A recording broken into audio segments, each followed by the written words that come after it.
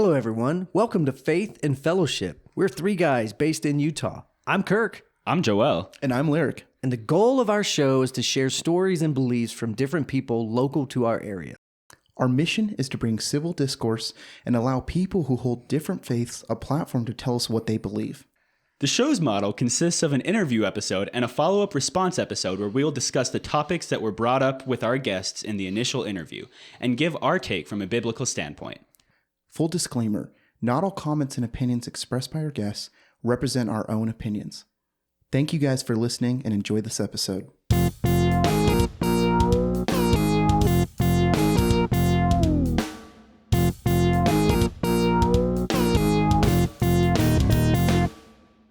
Thank you for joining Faith and Fellowship Podcast. Before this episode starts, we want to let you know that the content is very sensitive and heavy. Viewer discretion is advised. Welcome to the Faith and Fellowship Podcast. My name is Lyric.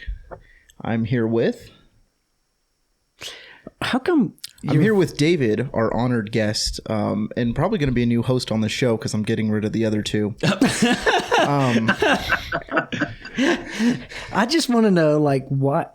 How come your voice deepens when you do the introduction? How is it deepening? You're like, hey Welcome guys, to how's Faith it going? and Fellowship. Welcome to Faith and Fellowship. Listen, all I'm saying is I've ingested half a box of goldfish from the kids' children's ministry room, and my throat's a little clogged up with dairy right now. Dairy? Yeah, cheese, goldfish. It's not real cheese, though. It's really. not real cheese. Okay, sawdust, whatever they're made out of. It has filled my esophagus. We are here again with David. If you haven't listened to part one, go back, listen to part one. If you haven't listened to when we had him on originally back in season one a few months ago, go back, listen to that. That was incredible. But David has a very intriguing story. And when we had him on not last episode, but before that, he had been running his ministry. He had been telling us his story. And really, he's had even significant changes since then. Something that he talked about in the last episode was that he is not a gay affirming Christian anymore, and just hearing some of his story behind that. And then he went into talking about how kind of some things behind his ministry and how he does ministry, some of his philosophy, some of kind of how it works behind the scenes in our government, things we don't see every day. Really intriguing stuff. But really in this episode, we want to zero in on, we've kind of talked about the importance of, and really what's wrong with all of this, the importance of needing to combat this. But this episode, we're hoping to kind of jump into what you can do as a listener from your home to not only protect your kids from this, but to kind of help combat this as a whole movement. Yeah, David, I don't know if you've heard this, you guys, maybe you've heard this or not. There's an illustration that was used that this couple was walking on a beach, and on the beach were a bunch of starfish that had washed up on the beach, and the couple see all of these starfish, and there was hundreds of them, if not thousands of them. And, if nothing happened, they were going to die. And they saw this one man like walking the beach, and he was grabbing a starfish and just throwing it out in the ocean. And the couple looked at him and said, there's no way you're going to be able to save all of these starfish. What are you doing? He's like, well, I may not be able to save all of them, but I saved that one. And I saved that one. And I saved that one. And that's kind of what I think about this is like, it's gone.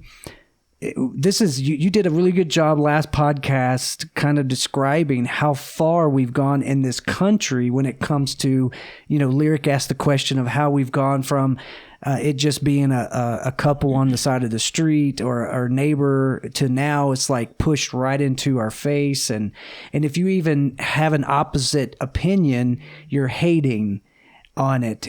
And so it's gone so far, but we want to kind of talk through like, how can we make a practical difference and what can we do from your perspective to stand for the truth in love when it comes to the LGBTQ and even including like homosexuality?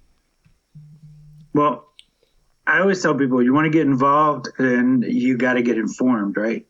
And so in order to get informed, you have to know how to combat all of the things that they're going to come at you with, right?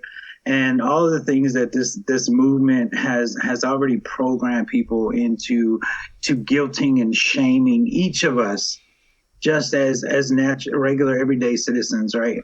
And I mean, I get it. Trust me, look, I get attacked from all sides, right? I mean, all sides. I get it from every angle. I get it from people that don't agree with one aspect, people that don't like what I used to do, people that don't like who I was or my criminal past. And I get it from every side, but I remain focused. Because, I mean, really, I just tell people, look, if you're trying to bring up my past to hurt me, it's like robbing my old house, right? I don't live there no more, and that ain't my stuff. I like that analogy. You know, but we have to get informed. We have to know what we're up against. We have to be prepared to say, no, wait a minute, that's not true. You know, so when they throw up, well, if you don't allow Joe to become Jill, then Joe's going to kill himself. Then you have to say, guess what? If you allow Joe to become Jill, he's still going to want to kill himself. Because the suicidal ideation doesn't go away with acceptance and affirmation and transitioning. It only intensifies and gets worse. And how do I know? Because I was that suicidal trans kid, right? I was that suicidal trans kid, and I became a suicidal trans adult.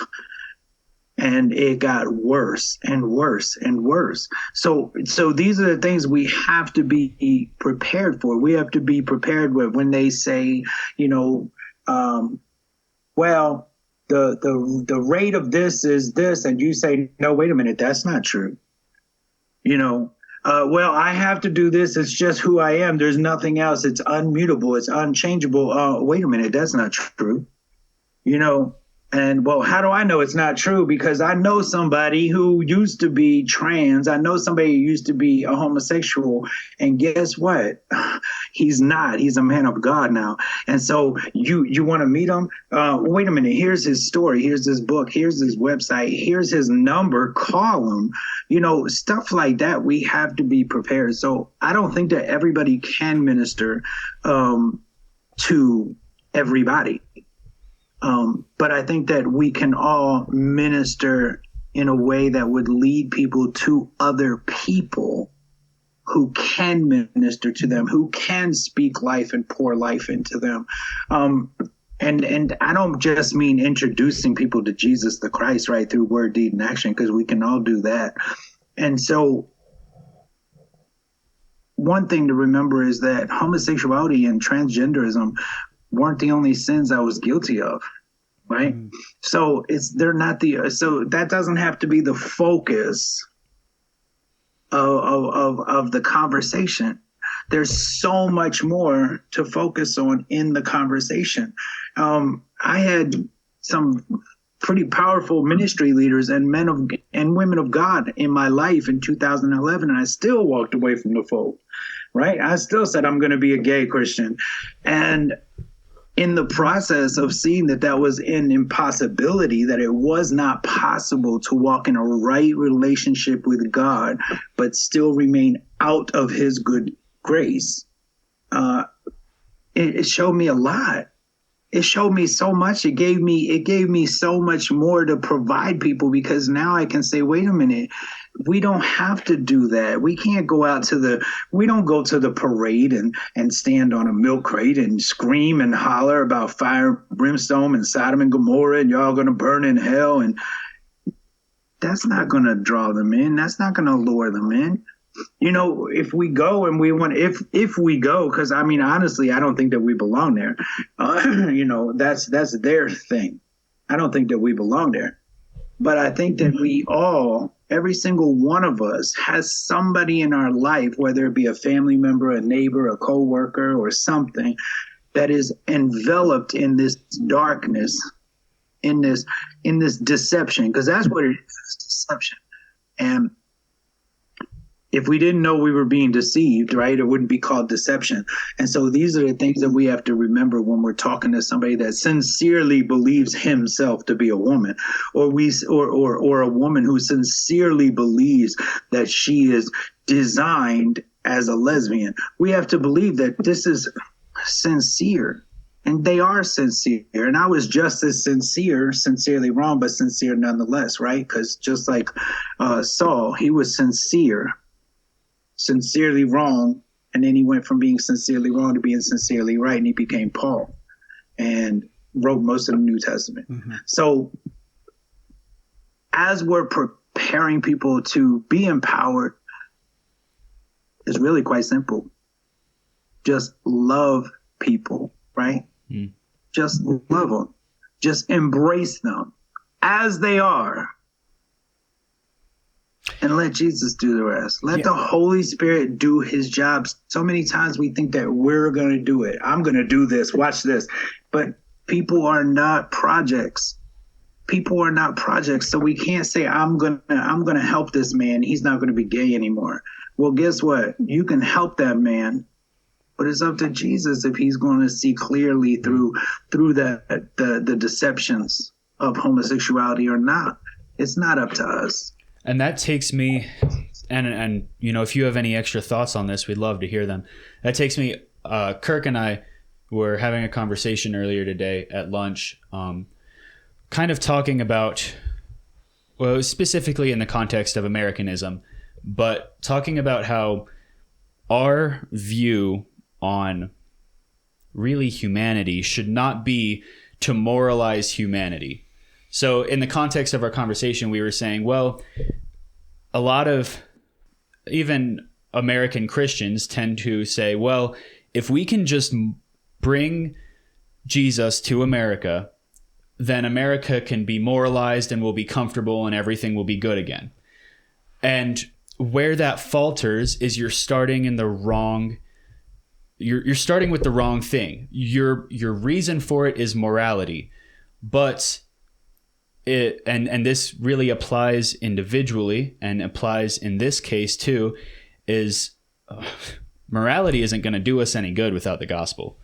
And I think that's applicable when it comes to talking to these people. It's like you're saying, Jesus is going to do the work in their hearts. I mean, we don't do squat on our own merit, but if we keep the gospel the main thing, it's not about trying to moralize them. It's not about, oh, let's make them not gay, not trans. If we love them through the lens of the gospel, doesn't mean we say what they do is not sinful, but love them through the lens of the gospel. We care about them, be their friend, and, you know, embrace them, all while telling them the truth of the gospel. Jesus is going to do the rest. It's not about moralizing them or telling them about Jesus so that they can stop being this. It's really just sharing the gospel and loving. Right. You know, I think one thing that I learned pretty early on in my walk was that Jesus loved each of us right where we are. And that's a far cry from what we hear about Jesus loves me just the way I am. Because no, he loves us right where we are, but he can't love us just the way we are, because then it would mean that there's no room and there's nothing needed. We don't need to grow. We don't need to mature. He doesn't want you to stay where you are. He loves you where you are. Exactly. The prostitute. Exactly. He's going to pull us, you know, in every direction to get out of that miry clay, of that muck that we're at. I remember when I was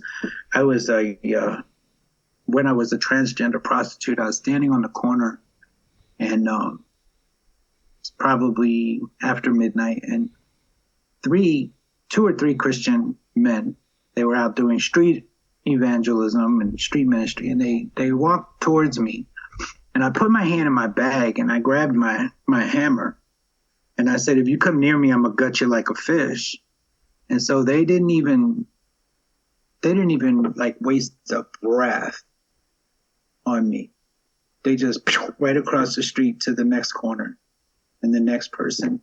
And after I got saved, I thought about that and I talked about it one time and I was like, yeah, I probably would have done the same thing. And then I was like, no, I wouldn't have. I just wouldn't have, right?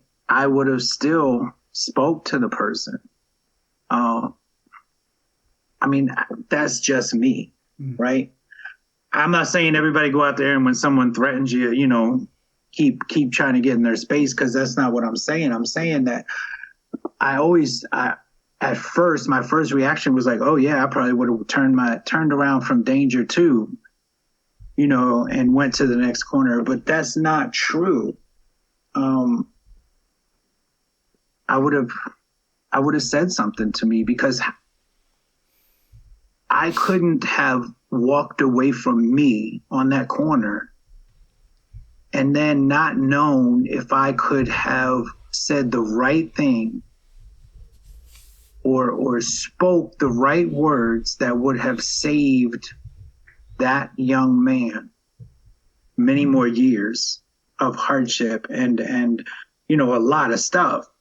And I say that because I was in a grocery store and I noticed a woman in front of me. We were kind of talking. She had saw me speak at like a church she goes to.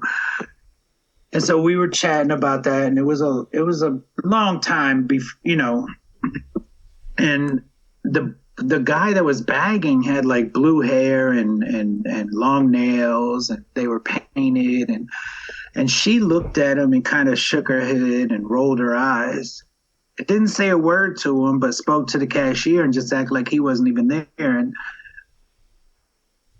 then I got up to him, and here I am, somebody that, you know, I've dealt with this all my life. I've been this. And I kind of did the same thing, and I didn't really say anything to him. I just gave him a little smile and a nod and went about my business. And I got in my car and I sat down, and the Holy Spirit convicted me so severely. And it was almost like it was this impression in me that was like, if he walks out of there, gets hit by a bus, his blood could be on your hands, because you said nothing. You did nothing. You actually went out of your way not to do anything and not to say anything. And so I went back in the store and I picked something up and went back through the line. And I did talk to him, and I gave him my card. He never called me, but I did something. I tried, right? I spoke up. I didn't remain silent. I wasn't worried about offending somebody. And I think that that's where we're at. A lot of us in this country today is we're so scared to offend somebody. And if we just stop using their words and stop allowing them to control us, because it's not about offending them. It's about defending them. And when you start thinking about it like that, like, oh, I'm not offending them, I'm defending them from the lies and the wiles of the enemy of his soul. I'm reaching into the flames, and guess what? I might get burnt. Mm-hmm. But that's what we're supposed to do. Reach into the flames, yank them out. Yeah. And sometimes we're going to get burnt. No, that's good. That's really good. The way you said that. Not offending, defending. Defending. That's good. Well, we've mentioned, and I can't say enough about how the conversation's gone, and how we want to see people come to know Christ and the gospel. And it's not about morality. It's not about trying to, we've said it in many different ways, not about homosexuality and heterosexuality or straight or gay. It's about being holy, and it's about reconnecting to your Creator, and it's about realizing the love of Christ and how we've alienated and perverted that in our hearts in so many ways, more than or different in different ways. So it's not just unique to sexuality. And so we want to preach the gospel, and I get that. What I want to think on quickly though is when we had 2 bills in our Utah state legislature. One was passed last year, one was passed this year. And one last year was basically it bans hormone replacement therapy and gender affirming surgery for transgender youth. And according to this article is actually CBS News, so it made the national media. At that time, it was the first state in 2023 to actually ban, and they say, and such care, because they call this health care. They say that for the youth, what's happening is we're stopping them from getting the health care that they deserve. Now, I mean, that's just, that in itself could be a conversation, because it's not like they're sick. And again, these are all things that are being debated. Some people say, yes, they are sick and we've got to get them in their right mind. But I'm just trying to point out the fact that these are things that I think, and I would like to get your opinion on, and maybe even these are some things you're maybe fighting for, is as we're trying to win people to Jesus, both youth and adults, is these type of bills. This one is banning the hormone replacement for minors. So you can't get one in the state of Utah now until you become 18-year-old and become an adult. The other one that was passed this year was when it came to bathrooms. The ban was basically, the legislature passed the transgender bathroom ban, basically saying, of course, if based off of what your definition of male and female is based off a person's genitalia. So what they were born with when it comes to their private parts, that's what bathroom you're going to use, because Utah has now passed this bill.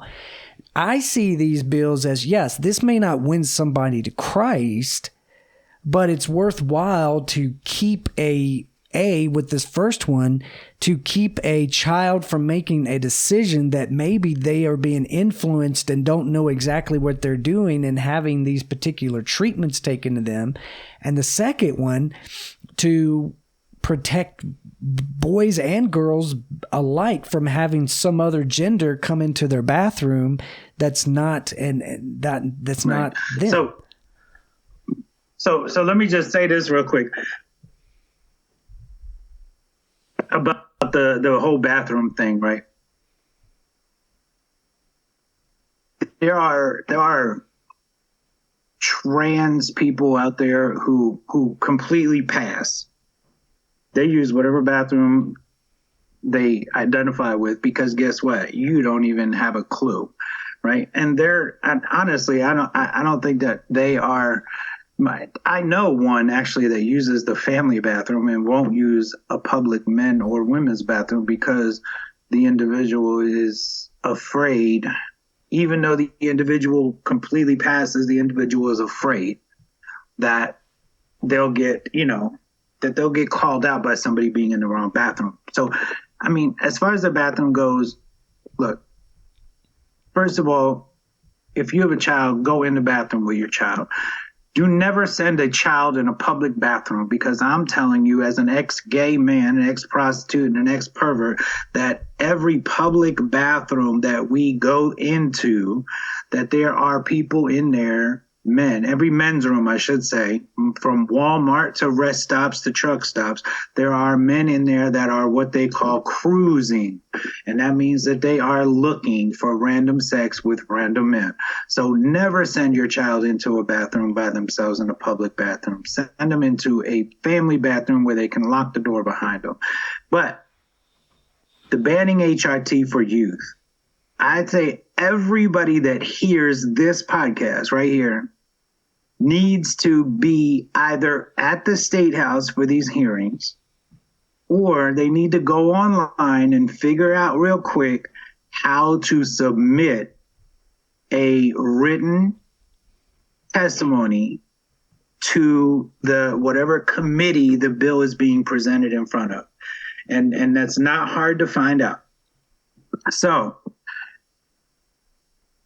you need facts. You want to get involved, then you got to get informed, right? I was 14 years old on wrong sex hormones. I never took puberty blockers. If I did, I'd be in worse health than I am now. But just wrong sex hormones at 14 years old. I was sterile by the age of 20, directly related to the wrong sex hormones. I had osteopenia in my late 20s, which is a brittle bone, a bone density disease that leads up to as a precursor for osteoporosis, which I now have.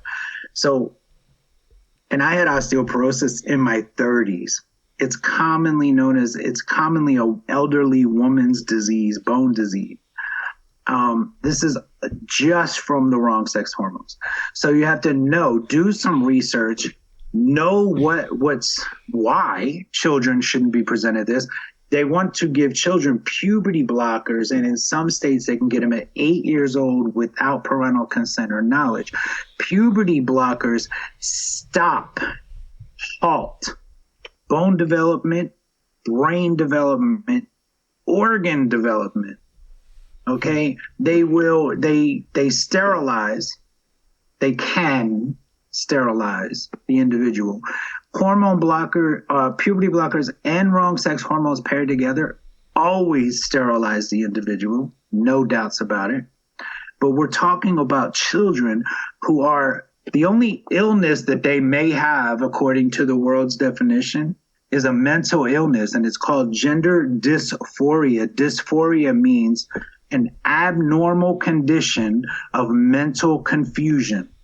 So that's what they have, an abnormal condition of mental confusion. You do not heal mental disorders with hormones. You do not heal mental disorders with transitioning. You do not promote or encourage their mental disorder for the same reason that you're not going to speak to a schizophrenic's imaginary voices.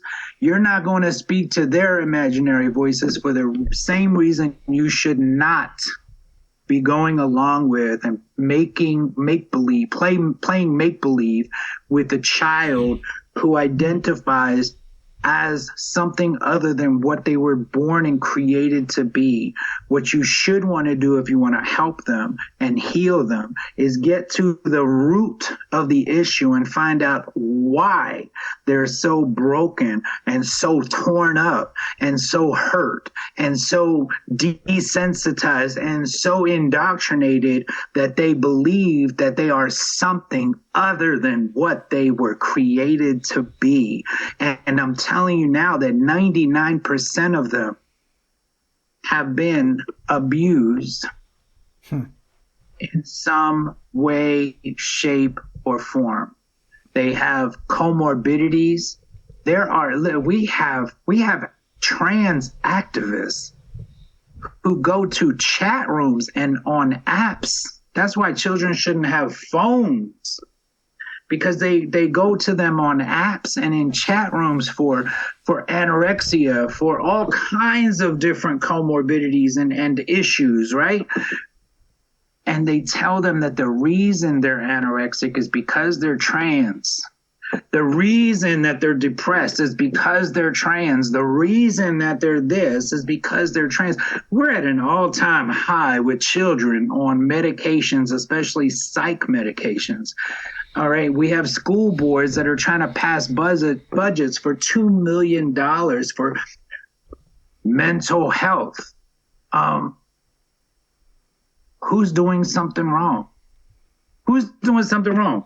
Because, I mean, my response to the parents is always either you're doing something wrong at home and your child is messed up in the head, or they're up to something and they're doing something wrong because they're trying to put your kids on medications. We don't need to be on medications. Children don't need to be on psych medications.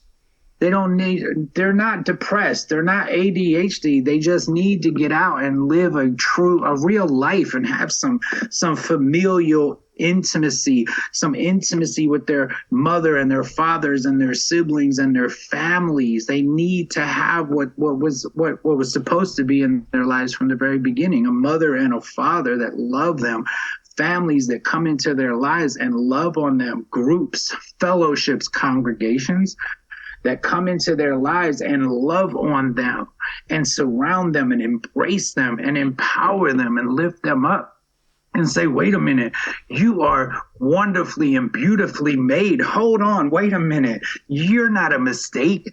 God didn't make a mistake. You couldn't have been born in the wrong body. You're beautiful just the way you are. We're telling children that they need to get on pills and get healthy breasts removed and get their gonads snipped off in order to be perfect. And that's just not true. Yeah. They're perfect just the way God created them. Amen. Amen. Man. That's well said, man. That's really well said. And I think, frankly, with the time we're at, that's a great thing to just kind of close on, man. Just hearing you say the words, like, they're perfect the way that they are, you know, the way that God made them. I do have just one more question I want to ask, just unrelated to that, but more personal. One, you mentioned your health and some of the things you're struggling with. How is that right now with your health? And then tied into that, you said that your mother's been struggling with some health and you're trying to take care of. Can you just kind of give an update on kind of where you're at with your health and what's going on with your mother? Yeah, my osteoarthritis, it's called basal arthritis and osteoarthritis in general, and the osteoporosis was progressing pretty rapidly. And so right now I have no complaints. I wear a little brace for my basal arthritis, but that's it. I've turned to tinctures. I've started making tinctures. I mean, gosh, you know, God has given us the healing properties and benefits that grow all around us, and we have to utilize those things. So I've started doing that. So my health has improved immensely. As far as my mom, she fell on Christmas morning. What a tincture was. What can you just? Tincture is so when I make tinctures, it's and like I take, so the one I use, I said pure grain alcohol. Oh, so I make a tincture. I with thought you said alcohol. pure cocaine. I was really confused. I'm not gonna. That's why I don't whisper. I know some people that like that stuff. It's not good. That's why I don't whisper, because I mumble. No, I use some people use vodka to make tinctures. I use pure grain alcohol, and I also use oils as well. I do oil or olive oil. Like the one I use for my arthritis is rose petals and rose hips and rose petals.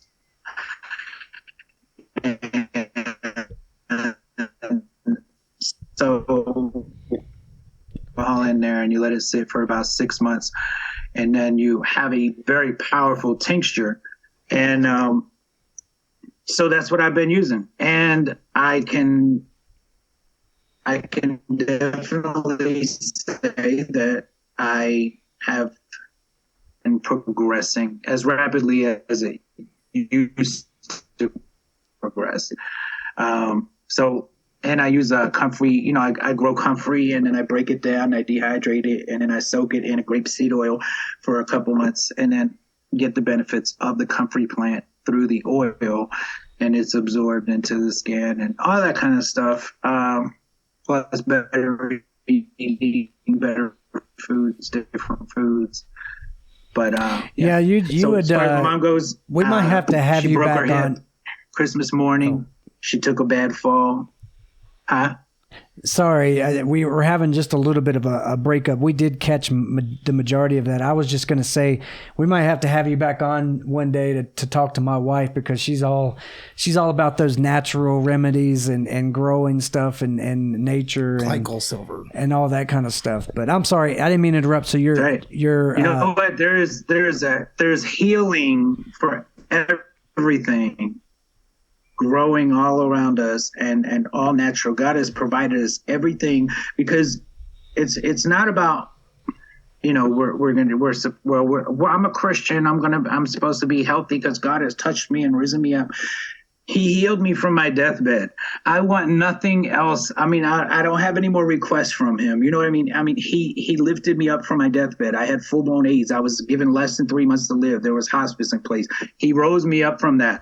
I'm not worried about all of the suffering that I have to do because of the choices that I made. So I deal with it with the tinctures and the all natural and growing things and just the things that we eat, no processed foods, things like that. But again, my mom is doing well. It was a rough, and she's still on the walker right now and transitioning to a cane. And so we're also getting her off the cane. She's 81 and she's a stubborn old Italian woman. And so there's no stopping her. She'll be out in the garden in a couple months, I'm sure. Cool. Well, did we ask him last time about? We did, but I'm curious if he's changed his answer. Yeah, so we always ask our guest what would be a favorite Bible passage, Bible verse. Well, I'd have to say it was Romans 1:27. Okay, Romans is a That big is the hit over here. passage Yeah. that God used. That was the very first passage I ever read in the New Testament. So to me, it's the passage that God used to confirm all of the things that I was going through when I was on my deathbed. When He reached down and let me know that I had a Father that loved me unconditionally, and He let me know that man burning in lust for one another, giving up the natural function of the woman was not the path. So that's good, man. Yeah. Last question, and probably one of the most important ones we're going to have today. Somehow we can figure out how to get you to Utah. Would you be willing to come out in Utah and visit us? That would be a blast. I can't wait. We have to. Hey, you know what? For a live show. I drive everywhere, so I don't fly, just so you know, because if I was supposed to fly, then I wouldn't be me. I would be a bird. So I drive everywhere. I've driven from Maine to Wisconsin to Texas to New Orleans to Colorado. I've been all over the place. I ain't no stranger to driving. You get with me on a date, and I'll be all over the highway. Let's do it. Okay. We will talk through that and be expecting an email soon. All right. Thank I'll be you, looking David. for it. Yeah. David, it was a huge blessing to have you on today, man. Thank you. Yeah. Thank you. Yeah. Thank you so much. I appreciate it. Guys, again, if you have any questions, just reach out to us. Email. Again, we're going to put in the description all of David's websites, and that will lead you to his. Did I hear you right? You said you wrote a book. It's like a pamphlet or a book that you wrote, David? I actually just finished it. I'm just waiting for it to go live on Kindle and Amazon. Wow. And it's called Addiction, the Rainbow and the Church. And actually it is live on Kindle ebook right now. And it is still in review on paperback, but no worries there because that usually doesn't last that long. Cool. So, and really it's kind of just my testimony with a lot of the extra, like how God reeled me in, how I can see so clearly that homosexuality is not an orientation, that it is not the opposite of heterosexuality, that it is just an addiction, just like any other sexual addiction, and that it can be dealt with the cross and with the love of our brethren. Right? We always say, the love of God, but no, we need the love of our brethren. Yeah. Men need intimacy with other men. Women need intimacy with other women. That's not a sexualized thing. And I know that we've been kind of programmed to think that it is because we go to the mall, we see intimate apparel, but that's not intimacy. That's perversion, what you see at the mall. Intimacy is a familial bond. And men need that. Men need that with other men. Women need it with other women. And we all need it as a people with one another. So I just suggest that we all start trying to get a little more intimate with each other and Cool. look for the root of those issues. Yeah. Well, thanks, man. I'm excited. I can't wait. I'm looking forward to reading that, and we'll have all that in the description. But thanks again, David. We will be in touch, and thank you for joining us on this podcast. And man, I'll tell you, what a subject. You know, there's so much to talk about, and it's been so good. But we look forward to this is the first 2 episodes of season 4. Season 4, let's go. Yeah. What a way to, man, take off. And we got other things down that we have planned and excited about it. So until then, we will see you. I am Pastor Kirk Joel. Yeah. And Lyric. Yes. Goldfish in Belly. Getting ready to take a nap. Pepper Ridge Farms needs to just sponsor me at this point because Our sponsor. Our sponsor for the week. Pepper's Goldfish, the snack that smiles back. All right. We'll see you next time on Faith and Fellowship. You know, I'm actually more of a Cheez-It guy, but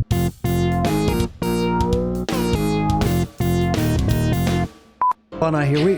That honestly, last episode, the episode that we just That's did. the most serious That's episode probably the we most have had in serious a we've while. done. We usually joke up a lot. Yeah, for like the first 5-10 minutes of every episode, I usually think we're cutting up. David, like our episode just now with David and Father Justin, are probably the 2 most serious episodes we've had. Did you guys hear that? Yes, I heard it. That's not the silence we need, though, so I'm going to make you be quiet again. All right. Honestly, David, that's the hardest thing. That moment of silence. You don't get to talk. You don't get to talk about the hardest thing. Because Joel does it differently every time. I promise. What are you talking each about? time it's like 5 seconds longer. He's telling you be a better editor. Well, that's because literally I've been editing, going into and we get like 1.5 seconds of silence, and that's not nearly enough. And I'm like, I got to be stricter on this. This is not what I need to edit. So, Why don't you, do we need to do it again since you just had to rant? No. Okay. We're raw. Do you, Yeah, until Kirk makes a mistake or Joel makes a mistake, then we're not raw. it's only when Lyric messes up that we don't edit anything out.